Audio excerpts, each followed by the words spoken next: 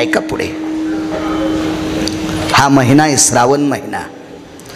या श्रावण महिन्याचा स्वामी आधिपत्य भगवान शिवशंकर आहेत. विनंती करतो सगळ्यांना, ज्याला ज्याला शेतकऱ्याची कळकळ आहे किंवा जो जो शेतकरी आहे त्याने हे 1-2 दिवस नाही, कायमस्वरूपी अंतःकरणात शिवजीचं स्मरण करा. कारण निसर्ग शंकराच्या हातात आहे.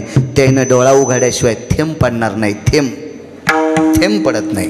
पर्जन्ये तिथे जायते कला वायुर सुवियुगस्तते वंच यत् सर्वानाम उष्णो भयस्थितेषु चक्षुरो ललाट प्रपटलेषु नैवम गिरगावकर लिखितम.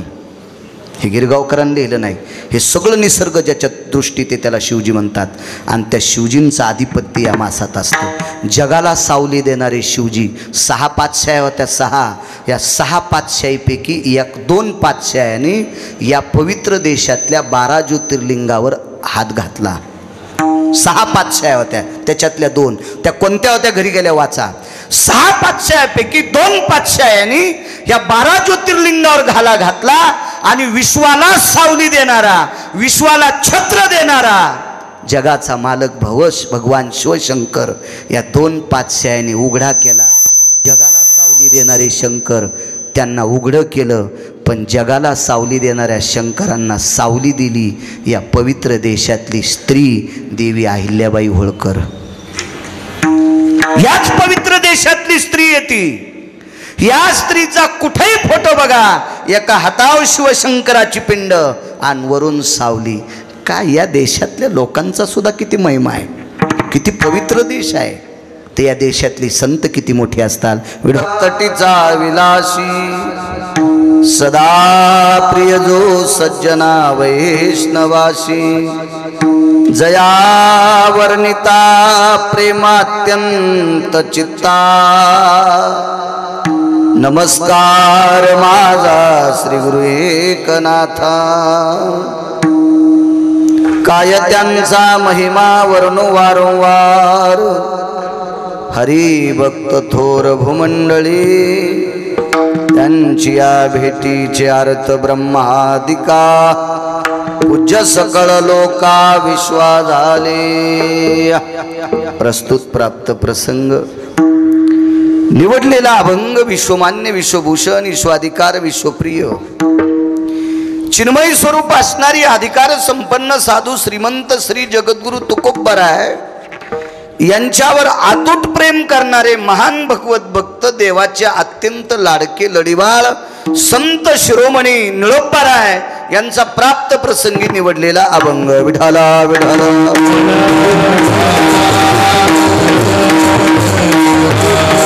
प्राप्त प्रसंगी निवडलेला अभंग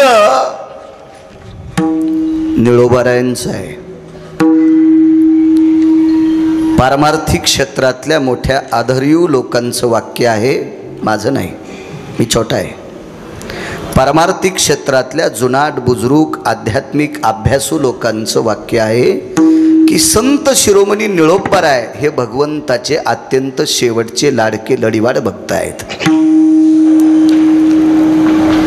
तुकोबरायचे सुद्धा निश्चिम भक्त आहेत. आणि प्राप्त प्रसंगी निवडलेला अभंग त्या निळोबारायांचा आहे की त्या निळोबारायांचा अधिकार फार मोठा आहे. असतो काही काही लोकांचा सीमित अधिकार असतो. चमचाभर पाण्या इतका असतो, पळीभर पाण्या इतका असतो, जगभर पाण्या इतका असतो, घागरभर पाण्या इतका असतो, हौदभर पाण्या इतका असतो, इथपर्यंत आपला अधिकार असतो. पण आध्यात्मिक क्षेत्रात निळोबारायाचा इतका मोठा अधिकार आहे, इतका मोठा अधिकार आहे की ज्यांनी देवाला सुद्धा वापस करावं. प्रार्थील्या वाचोनी आला शेखा, देवाला सुद्धा म्हणावं देवा मी तुम्हाला आमंत्रण दिलं नाही, मी तुम्हाला बोलावलं नाही, तुम्ही आलात कशाला. देवाला सुद्धा आमंत्रणाच्या बाबतीत चाहूल पटवून देणारे किंवा संवेदना जागरूक करणारी संत निळोबाराय. संध्याकाळचा ठिकाणा नसलेला पाहुणा जर आपल्याकडे आला ना, आपण त्याला विचारलं आम्ही तुम्हाला बोलावलं नाही कसं काय आलात, तर इतकं त्याच्या नाकात वारं घुसतं, त्या वाऱ्यानं तो इतका फुगतो इतका फुगतो इतका फुगतो की तो परिसर दूषित करून टाकतो. इतका त्याला राग. इतका त्याला अहंकार बापू. विश्व ज्याच्या ताब्यात आहे त्याला जगाचा बाप म्हणतात. कोणाला म्हणू नये मालक. ज्याच्याकडे एक चमच्याभर संपत्ती आहे त्याला मालक म्हणणं म्हणजे हलकटपणाचं टोक आहे. भली आमची लोक एखाद्याला चोंबळीत असतील, ते त्याचा नालायकपणा आहे 2-4 हजारासाठी, त्याचा तो हलकटपणा आहे, त्यानं फारसं चोंबाळणं. पण मालक कोणाला म्हणत नसते. मी एक सोपी व्याख्या मांडतो सज्जनांनो तुमच्या पुढे. आता किती विद्वान एकत्रित आल्यावर, किती पैशावाले एकत्रित आल्यावर आता पाऊस पडन. आणि आता जर एखाद्या विद्वानानं चिकित्सक वृत्तीच्या सात्विक सदाचारी व्यक्तीनं एखादं त्याला बुद्धिमत्तेच्या जोरावर त्यानं जर पाऊस पाडला तर 50-50 एकर ज्याचं सोयाबीन येते 1 तोळ्याची अंगठी त्याला करीन. एक सामान्य शेतकरी 50-50 एकर जमीन ज्याच्याकडे, तो त्याला घरी जाऊन 1 तोळ्याची अंगठी करील घरी जाऊन. पण तो पाऊसही एकाही नालायकाला पाडता येत नाही. तो पाडता येतो पंढरपुरातल्या मालकाला, म्हणून त्याला मालक म्हणायचंय. विठाला विठाला.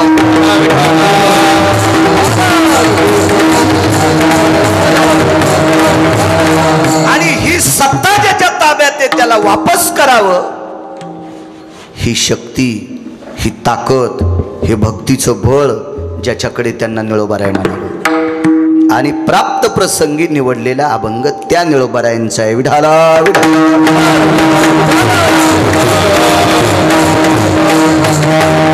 या अभंगाद्वारे निळोबाराय नमूद करतात, मी संतांचा महिमा किती वर्णन करू. काय त्यांचा महिमा वर्णो वारंवार. निळोबाराय म्हणतात मी त्यांचा महिमा किती वर्णन करू. याचा अर्थ असा नाही की निळोबारायला संतांचा महिमा वर्णन करत असताना कंटाळा आलाय, असं कुठलंही कुठं लावी जाऊ नका. निळोबारायाचा या वाक्याचा अर्थ असा नाही की त्यांना महिमा वर्णन करता येत नाही. याचा अर्थ असा आहे की निळोबाराय म्हणतात की त्यांचा महिमा इतका गोड आहे, इतका गोड आहे, मी किती जरी वर्णन केला तर तो वर्णन केल्याच जात नाही. हा त्या संतांचा महिमा आहे. म्हणून काय त्यांचा महिमा वर्णू वारंवार. तुम्ही जेवढा आशीर्वाद देताल तेवढ्यावर संतांचे 1-2 महिम्याचे पुरावे की किती मोठी संत असतात हे तुमच्या पुढे गिरगावचा बाळू मांडण्याचा प्रयत्न करेल. विसंगती होईल 2 मिनिटं बोलण्याची, पण कोणाला राग येऊ नये. या विश्वातला प्रत्येक बुद्धिमान पैशावाली माणसं त्याला कामाला लावतात. किती बुद्धिवान असू द्या, किती मोठा असू द्या, मोठी मोठी माणसं त्याला रोजानं लावतात. विठाला आजचा पवित्र प्रसंग आहे. श्रावण मासाची सुरुवात आहे, ज्या मासाला आधिपत्य भगवान शिवजींचं आहे. कालच्या मासाला, काल श्रावण मासामध्ये मागचा जो महिना होता कालच्या तिथीला ज्या महिन्याची शेवट झाला तो अधिक मास, मल मास. याच्यात भगवान विष्णू परमात्म्याचं अधिष्ठान, भगवान कृष्ण परमात्म्याचं तो पुरुषोत्तम मास. आणि या मासाला आधिपत्य भगवान शिवजींचं आहे. जसं मासानाम मार्गशीर्षू, मार्गशीर्ष महिन्यात भगवान विष्णूंचं आधिपत्य, तसं श्रावण मासामध्ये फार मोठं प्राबल्य जर असेल तर भगवान शिवजींचं आहे. आणि तो पवित्र श्रावण मास आजची सुरुवात आहे. आणि आजच्या पवित्र सुरुवातीला अभंगावर येतो काय त्यांचा महिमा वर्णो वारंवार. हरी भक्त थोर भूमंडळी. एवढा महिमा संतांचा मोठा आहे, इतका संतांचा महिमा मोठा आहे की हा महिमा मोजण्यासाठी विधात्याकडे तराजू नाही.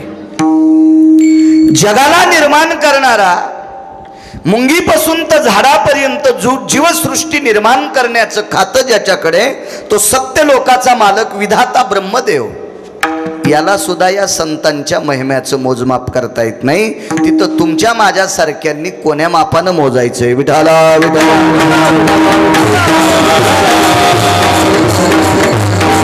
या संतांनी एखादी गोष्ट जर करायची ठरली तर ती एवढी टोकाची असती, एवढी टोकाची असती की ते टोक सुद्धा मोजता येत नाही. वाक्य नीट ऐका. बीड परगण्याचा एक सात्विक सदाचारी म्हणण्यापेक्षा एक विद्वान व्यक्ती आहे. सुभे आणि परगणे तालुक्या जिल्ह्याला उपमा होती जुन्या काळात. असा एक बीड जिल्ह्यातला खूप विद्वान व्यक्ती, ग्रंथ संपदा पारंगत आहे, अवगत आहे, शास्त्र अवगत आहेत, पुराण अवगत आहेत, वेद अवगत आहेत, असा कुशल व्यक्ती एकदा म्हणे पंढरपूरला गेले. काय त्यांचा महिमा सांगतोय. अभ्यास केलेला व्यक्ती आहे.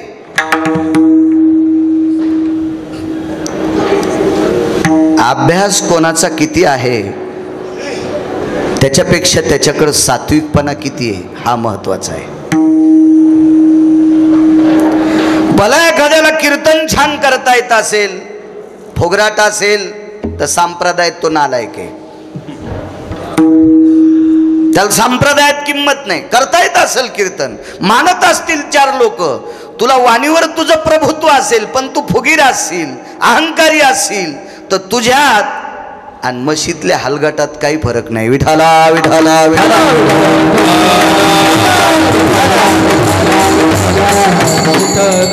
असं तुमच्या पण क्षेत्रात आहे बरं. आमच्यावर घेतल्यावर तुमची खसखस पिकली.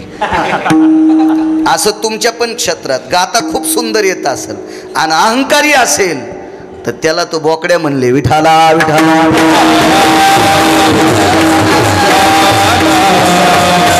तसा तो एक विद्वान आहे. विद्वान आहे. विटेवरच्या मालकाकडे गेलाय. विटेवरच्या मालकासमोर त्यानं आपली अभ्यासाची ही सूत्रता सूत्रबद्ध दाखल केली. विटेवरच्या मालकानं सांगितलं, माझ्याकडे काय पाहिजे तुम्हाला? अमक पाहिजे, जा तुम्ही ज्ञानोबाराकडे जा. आणि विटेवरच्या मालकानं त्या व्यक्तीला स्वतःहून स्वप्नात दृष्टांत दिला आणि ज्ञानोबाराकडे जाण्यासाठी सांगितलं. ज्ञानोबारायांनी सुद्धा स्वप्नात दृष्टांत दिला आणि तुकोबाराकडे जाण्यासाठी सांगितलं. तुकोबारायांनी मात्र प्रत्यक्ष 11 अभंग देऊन टाकले. काय त्यांचा महिमा सांगतोय. एकदा साधूंनी हातात धरलं. या साधूंची कृपा, साधूंचा अधिकार, साधूचा महिमा, त्यांच्या प्रत्येक गोष्टीचा महिमा इतका टोकाचा असतो. उगे या चरित्रातून, या वाक्यातून ऐका. 11 अभंग देऊन टाकले. ते 11 अभंग वाचिल्याच्या नंतर त्या व्यक्तीनं सांगितलं, का हो तुम्हाला काही कळतंय? तुकोबारायला सांगितलं, तुम्हाला काही कळतंय? मी संस्कृत आस्कलित आहे, माझी प्रकांड विद्वान आहे संस्कृत मधला. मला वेदाचा अभ्यास आहे, शास्त्राचा अभ्यास आहे, पुराण माझ्या करतल आहे, आणि तुम्ही मला एक प्राकृत अभंग दिले. आणि एक नारळ देऊन टाकलं होतं. काय देता म्हणे तुम्ही मला? अहो, विटेवरच्या मालकाने स्वप्नात दृष्टांत दिलाय, मला ज्ञानोबारायकडे पाठिलं, आणि माऊली महावैष्णव ज्ञानोबारायांनी मला स्वप्नात दृष्टांत दिला आणि तुमच्याकडे पाठिले, आणि तुम्ही प्राकृत अभंग देता. काय त्यांचा महिमा? वाक्य नीट ऐका. निळोबाराय का म्हणतात की संतांचा महिमा मी किती वर्णन करू? काय दिले मला तुम्ही? काय दिले? मी कोण आहे माहिती आहे तुम्हाला? तुकोबारायांनी नमस्कार केला. महाराज, मला एवढंच देता येते. आणि प्रथमतः मला असं वाटतंय की ज्ञानोबारायांनी तुम्हाला माझ्याकडे तरी कशाला पाठवत? ज्ञानोबाराय किती मोठे अधिकारी आहेत. काय ज्ञानेश्वरी होणे. तुमच्यासारख्या अधिकारी व्यक्तीला माझ्यासारख्या सामान्य व्यक्तीकडं माऊली महावैष्णव ज्ञानोबारायांनी पाठवावं तरी कशाला? ते किती मोठे आहेत. महाविष्णूचा अवतार सखा माझा ज्ञानेश्वर. ज्यांना भिंत चालवता येते एवढा मोठा अधिकार ज्ञानोबारायांचा.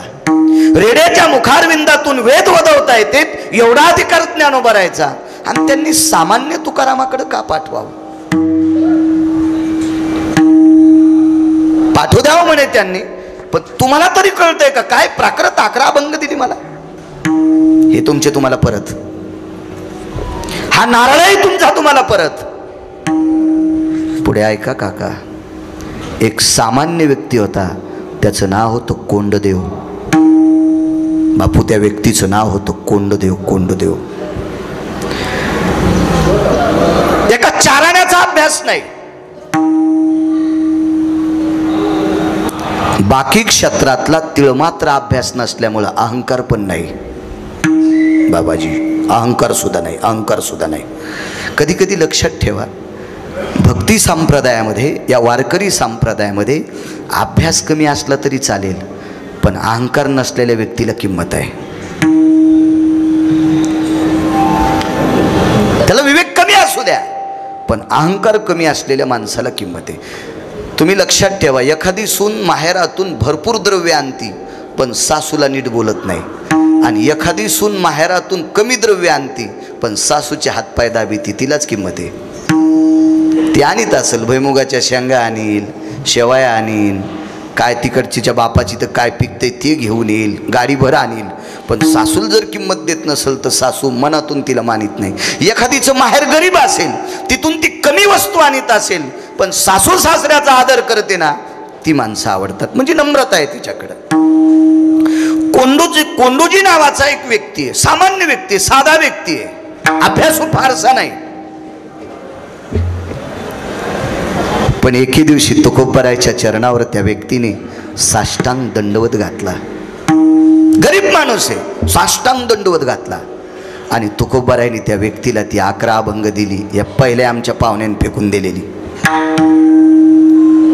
ज्ञानोबरायचा निरोप आला तुकोबरायला, काहो म्हणे, मी त्या व्यक्तीला तुमच्याकडे पाठवलत. तुकोबरायने तिकडे संदेश दिला, त्या व्यक्तीला तुम्हीच विचारा. विचारलं, का रे, तुला पाठवलं होतं तुकोबरायकडे? काय म्हणे, ती 11 अभंग दिली प्राकृत, त्याच्यावर अजून 2 टाकली 13. मी त्यांची परत केली. काय, मला एक नारळ दिलं? नको म्हणलं ते सन्मानातलं नारळ.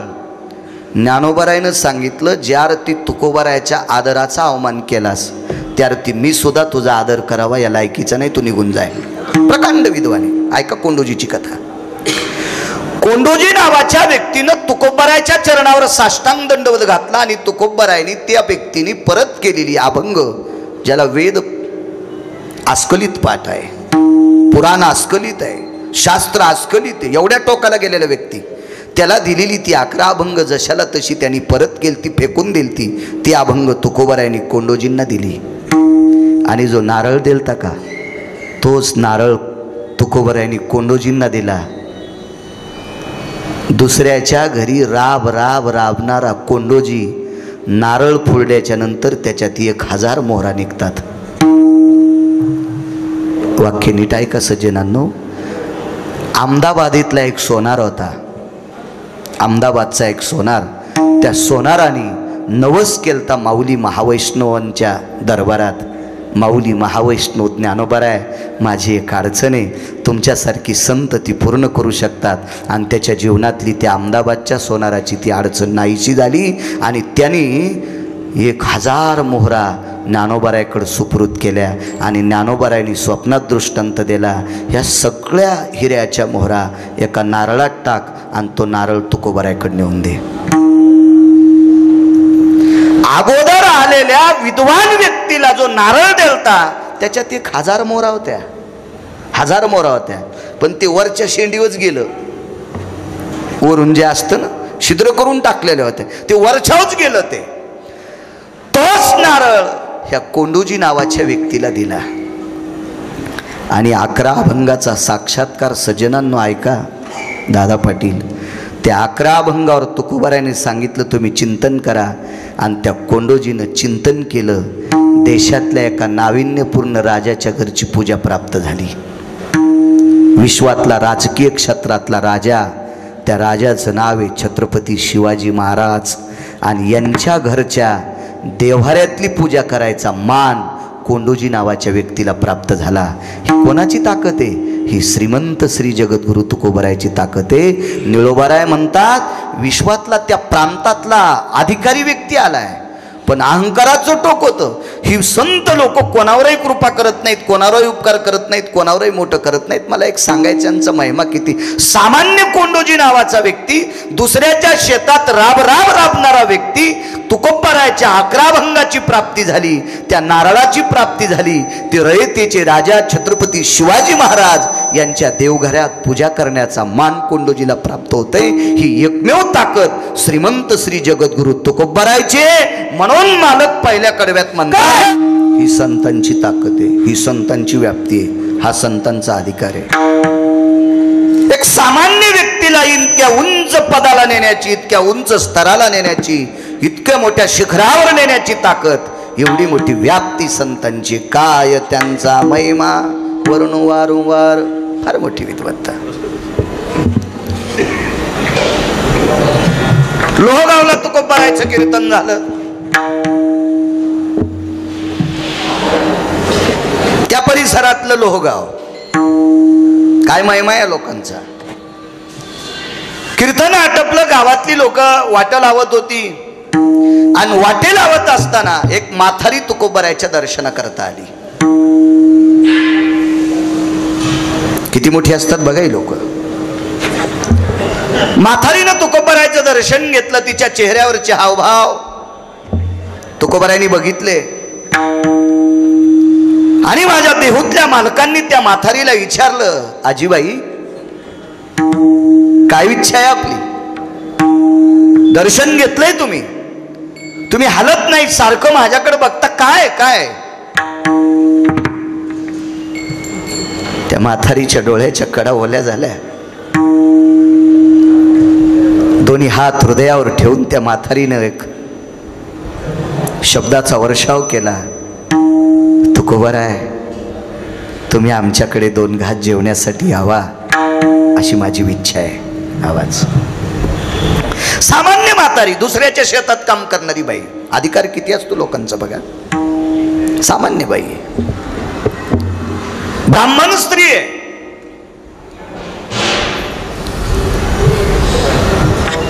काय हरकत नाही, माई येतो तुझ्याकडे, पण आज तुम्हाला जेव घालण्यासाठी माझ्याकडं गव्हाचं पीठ नाही, माझ्याकडं रवा नाही, माझ्याकडं तेल नाही, माझ्याकडं साखर नाही, माझ्याकडं तांदूळ नाहीत. कधी यावं तुझ्याकडं? पुढच्या 15 दिवसात या गावातल्या वारकऱ्याकडे मी तुम्हाला निरोप देते.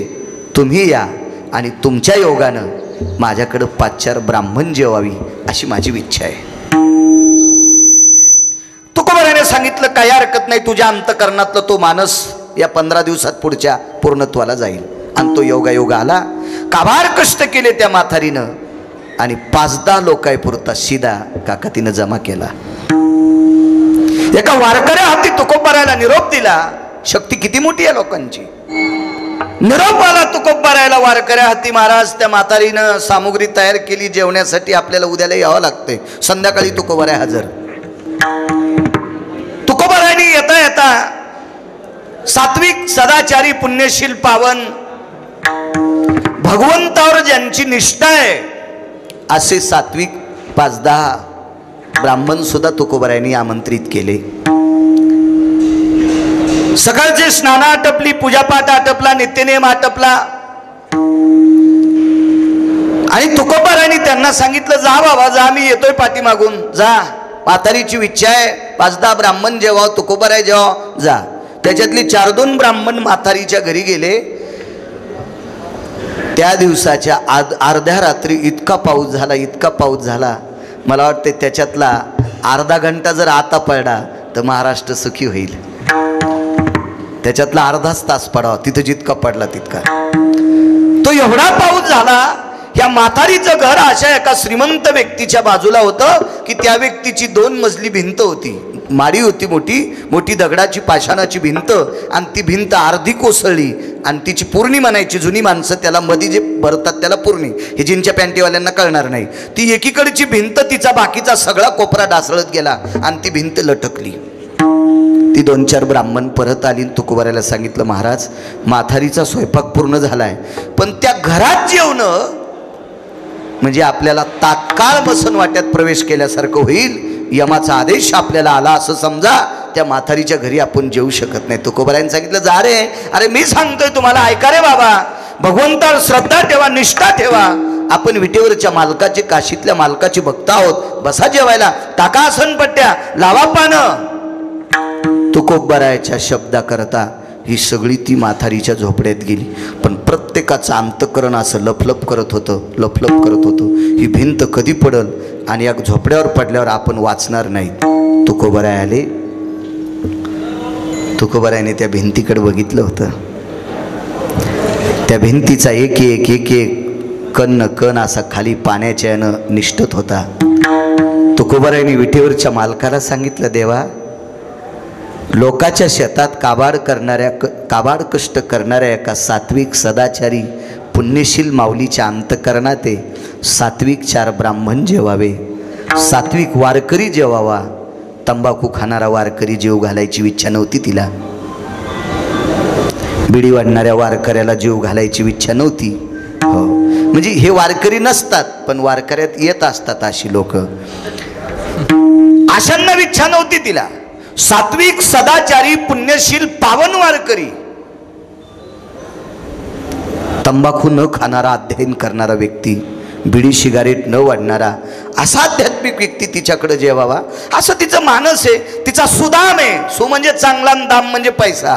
तिनं कष्टातून प्राप्त केलेला पैसा अन्नदानात खर्च करते. आणि देवा खाऊ दे रे या 4 वारकऱ्यांना, देवा खाऊ दे रे आध्यात्मिक 4 लोकांना. सात्विक सदाचारी पुण्यशील, वेदाचं अध्ययन करणारी, पुराणाचं अध्ययन करणारी, शास्त्राचं अध्ययन करणारी ही सात्विक लोक आहेत. देवा खाऊ दे रे, खाऊ दे, खाऊ दे. आणि सगळीजण जेवायला बसली. म्हातारी आग्रह करत होती. ते आग्रह करत असताना ही माणसं तुकोबारायच्या बाजूला आहे त्याच्याकरता जेवत होती. पण यांचं सारखं लक्ष त्या झोपड्यात बसल्याच्या नंतर ती दगड आठवत होती. याच्यातला एक दगड जर पडला तर 2 माणसं मरतील. मोठी मोठी दगडं होती. कसं करावं, काय करावं, पटपट पटपट जेवणं आटपीत होती. सगळ्यांनी हात धुतली आणि लागलीच तुकोबारायने सांगितलं, आता मंदिराकडे जा. निघाली ती मंदिराकडं. पण मंदिराकडे जात असताना यांच्या मनात आलं, तुकोबाराय तरी का उठत नसतील, यांनी तरी जीव मुठीत कशा करता धरावा, काय त्यांचा महिमा सांगतोय, काय गरज असेल तुकोबारायला एवढी. जेवण आटपलंय, आपलं निघावा, म्हातारीला दिलेला शब्द पूर्ण केलाय, निघावा आता निघावा. तुकोबारायला त्या म्हातारीनं सांगितलं, महाराज बाजूची भिंत पडायला झाली, तुम्ही लवकर बाहेर निघा. तर तुकोबारायनं सांगितलं, माय यजमानावर जो पुरेपूर कृपा करतो का त्याला वारकरी म्हणतात. यजमानाचा विचार करतो का त्याला ब्राह्मण म्हणतात. यजमानाचा विचार करतो का त्याला वक्ता म्हणतात. यजमानाचा विचार करतो का त्याला पक्वाद्या म्हणतात. यजमानाचा विचार करतो का त्याला संप्रदायातला गायक म्हणतात. आणि यजमानाचा एका तिळाचा विचार न करता पाकिट घेऊन धाब्यावर जेवायला जातो का त्याला हरामखोर म्हणतात. विठाला विठाला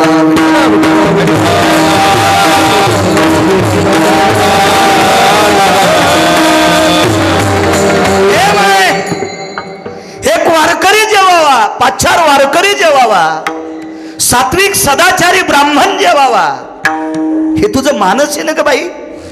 बघ, एक लक्षात ठेव, आम्ही सुद्धा विटेवरच्या मालकाचे भक्त आहेत. आम्हाला जेव घालणारी यजमान म्हातारी आमच्या देखता तिनं 2 घास खावा ही सुद्धा आमची इच्छा आहे.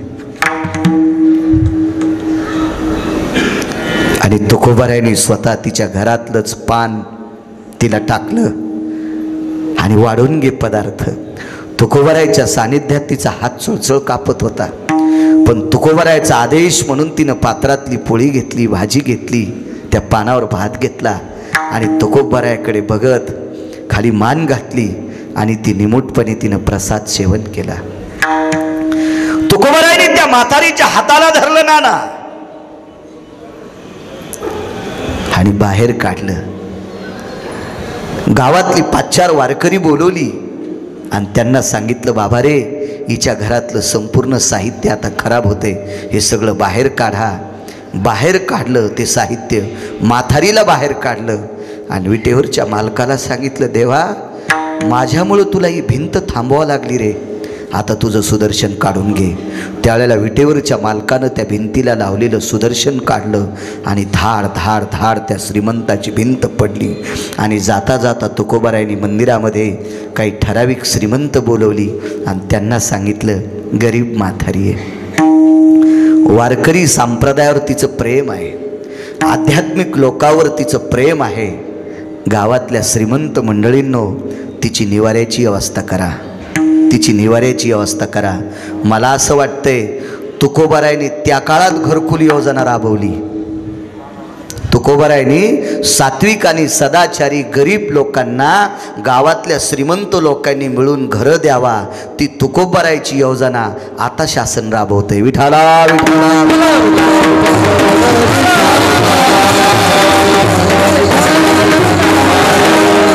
चांगल्या सात्विक 10-5 कौलाच्या 50 कौलं लावलेल्या एका सदाचारी घरामध्ये माथारीला सुपृत केलं. तुकोबाराय निघून गेले.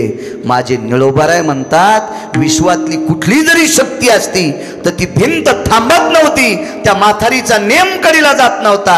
ही एकमेव ताकद तुकोबारायची आहे. विटेवरच्या मालकाला सांगितलं आणि विटेवरच्या मालकानं सुदर्शन लावून भिंत थांबवली. ही ताकद तुकोबारायची आहे. म्हणून निळोबाराय पहिल्या कडव्यात म्हणतात,